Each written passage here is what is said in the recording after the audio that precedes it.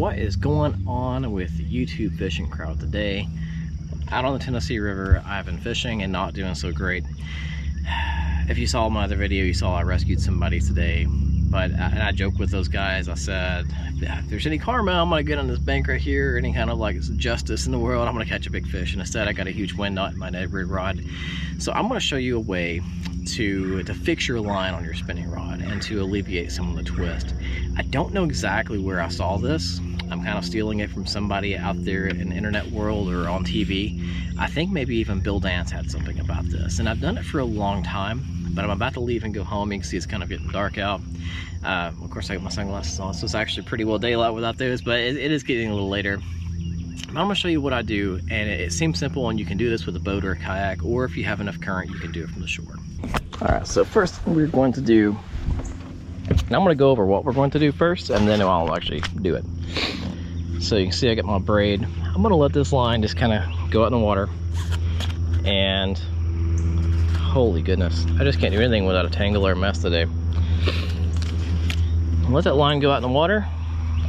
Now we're gonna start the motor, and I hope it doesn't mess up with our audio too bad. And we're gonna hold this rod in our lap.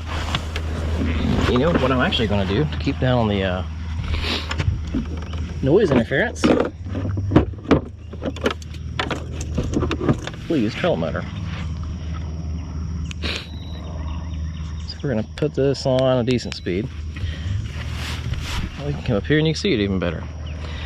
So basically the goal here is to get all the line, and there's no lure on here. So this is just the line coming off the rod. We're gonna get out in this current, and I may need to spin us around so the current just takes the line with it. It's kind of tough sometimes to get it going. You'll see once you get 20 or 30 feet of it out there, it'll just kind of start coming off the reel on its own.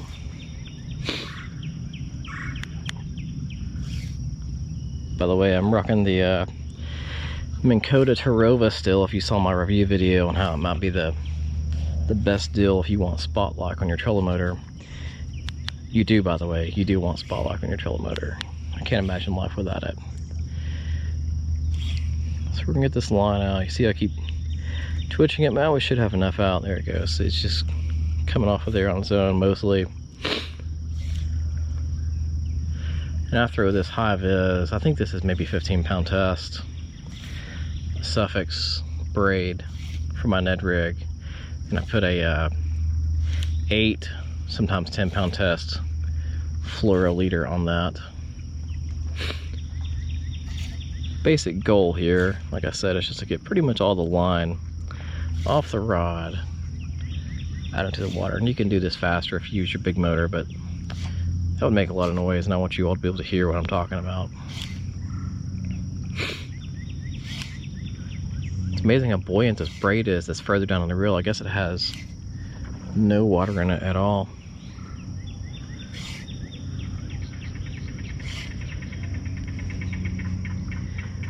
Time warp time. I thought I had filler line on here, but I'm still on the braid. There we go. Now we're down to our filler line. We don't need to. So I'm just gonna click the bell over. I'm gonna drag this line a little bit. I gotta be careful to make sure the current doesn't swing it downstream from us.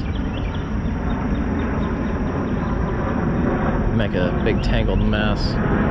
My dad actually did this. Another airplane went over. Hang on. Okay. So I was telling you, you see how much line you've got too. It's a good way to tell that. Not as much on here as I thought there was. Truthfully, like I felt like we were running out a lot of line. But anyway, so what we're gonna do, goodness, this current's playing tricks on the trolling motor.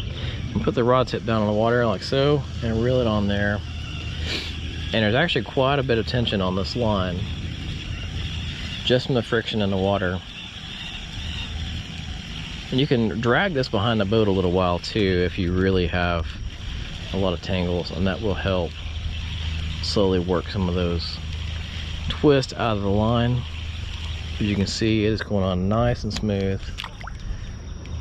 Thought I had a wind knot on there. It's just a piece of a leaf or something. I'll point it down a little so you can see better. And there we go.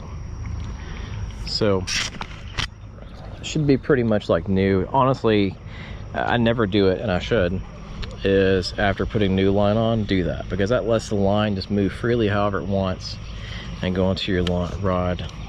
You see, pretty much perfect. So gonna go out tomorrow on the kayak. I really don't want to wind knot. This is obviously a lot harder to do when you're on a kayak, so I'm gonna take care of it here today and kind of show you guys the trick. So again, thanks for watching. There's some other people heading in for the night. Make sure you I don't know, do you need to be told to like and subscribe? I feel like that's just kind of a given, like unless you're new to YouTube, but it really does help out us local small creators. I'm not monetized yet, but I hope to get there one day. Thanks again.